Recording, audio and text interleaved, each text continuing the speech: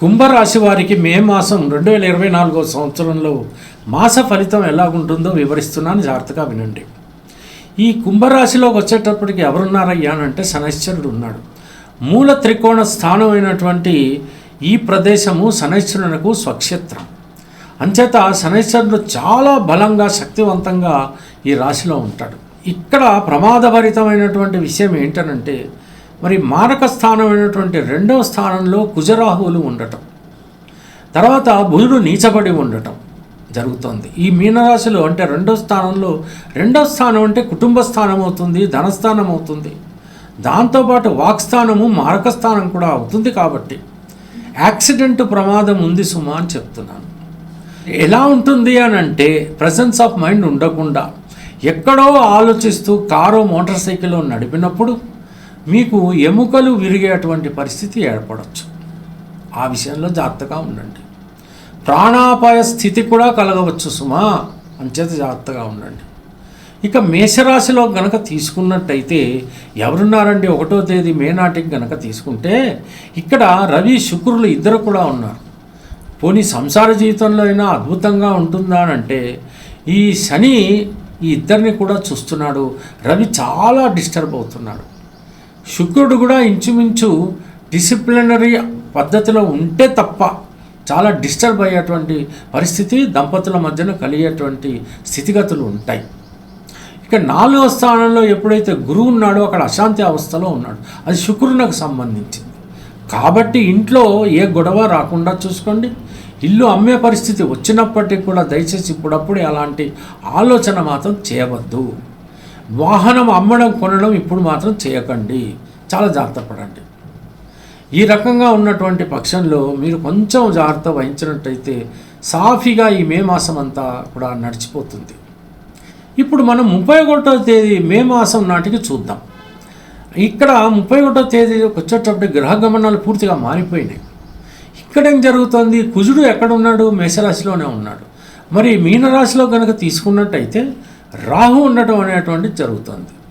మరి కుంభరాశిలో శనైశ్వరుడు అక్కడే ఉంటాడు, కేతువు కన్యారాశిలో అక్కడే ఉంటాడు. ఇక మిగతా గ్రహాలన్నీ కూడా వృషభ రాశిలోకి చేరిపోయినాయి. అంటే ఈ రకంగా చేరడం వల్ల మేషరాశిని కుజుడు గట్టి పట్టు పట్టడం వల్ల చాలా జాగ్రత్తగా ఉండాలి.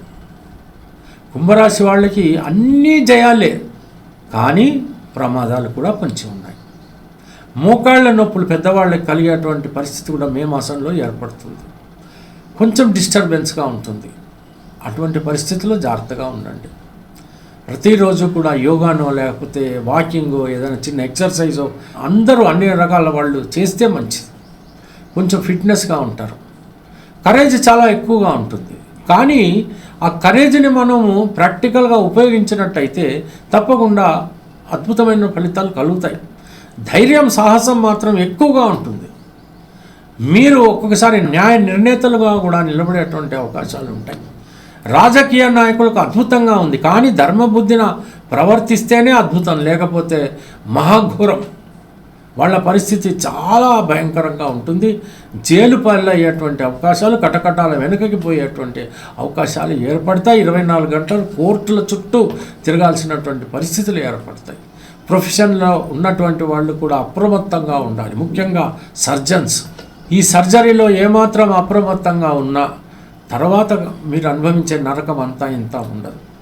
ఎందుకంటే ఎవరైతే ప్రమాదం పడతారో వాళ్ళు మిమ్మల్ని వదిలిపెట్టరు. జాగ్రత్త. దూర ప్రయాణాలు చేస్తున్నప్పుడు జాగ్రత్త. ఎలాంటి గాయాలు తగలకుండా మీ ప్రయాణాలు మీరు సాగించండి.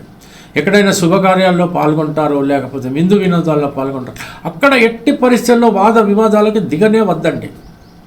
మిమ్మల్ని చాలామంది అగౌరవపరచడానికే ప్రయత్నిస్తారు. అది మీరు పట్టించుకోకుంటే సరిపోతుంది. అది కనుక మనస్సులో తీసుకుంటే మాత్రం మీరు కుమిలిపోయేటువంటి పరిస్థితులు ఏర్పడతాయి. మిమ్మల్ని వెన్నుపోటు పరిచేటువంటి అవకాశాలు కూడా కనపడుతున్నాయి. జాగ్రత్తగా ఉండండి. ఏది ఏమైనప్పటికీ కూడా ప్రతిరోజు కూడా ప్రొద్దున లేచిన తర్వాత కాలకృత్యాలు తీర్చుకున్న తర్వాత హనుమాన్ చాలీసా తప్పకుండా చదవటమో వినటమో చేయండి. పడుకునే ముందు కూడా హనుమాన్ చాలీసా చదవటమో వినటమో చేయండి. తప్పకుండా మాసం అంతా కూడా ప్రశాంతంగా గడిచిపోతుంది. పిల్లలు వాళ్ళ చదువులు వాళ్ళు చదువుకుంటారు. అవసరమైతే పెద్దవాళ్ళకి వైద్య సదుపాయం కలిగించండి. కళ్ళు జాగ్రత్త. తెలిసింది కదా. సెలవు మరి. ఉంటాను. నమస్కారం.